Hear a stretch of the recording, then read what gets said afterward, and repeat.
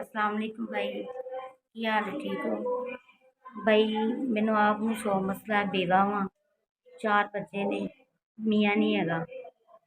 पर मैं बीमार हाँ, जे काला कान गुर्दियां दा मसला, पर मैं बहुत ज़्यादा मेरे मुँह ते स्वैलिंग हुई है। मैं बहुत ज़्यादा ए वेखो बहुत ज़्यादा बीमार हाँ।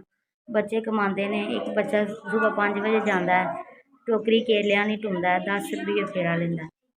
पर 300-200 लैके आते हैं, 6000 किराया देनी हाँ।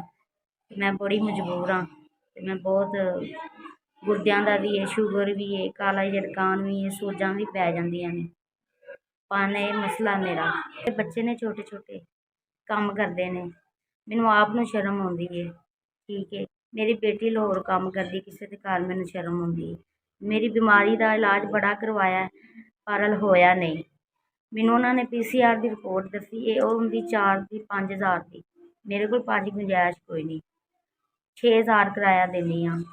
मैं इलाज करवाना चाहनी हाँ, मेरे को पैसे नहीं है। ठीक है, मैं बड़ी मजबूर हाँ।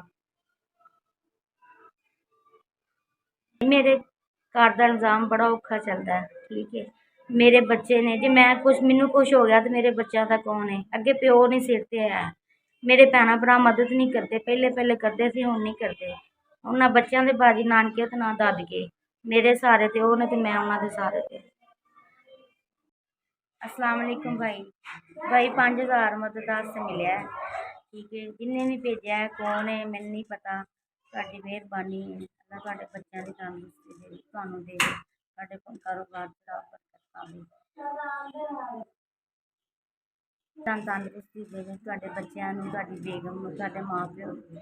तुहाडी रब जिंदगी करे लंबी, अल्लाह मियां तुहानू होर देवे ज़्यादा तो ज़्यादा, जिन्ना मदद करते पे। मैनू मिल गए ने पैसे, मैं सुबह अपनी दवाई लैन जावांगी, अपना इलाज करावांगी, खुश हो जाएंगी, सही हो जाएंगी, अपने बच्चों च तंदुरुस्त हो जाएंगी। अल्लाह तुहाडे बच्चों की भी जिंदगी करे, रब तुहानू भी तंदुरुस्त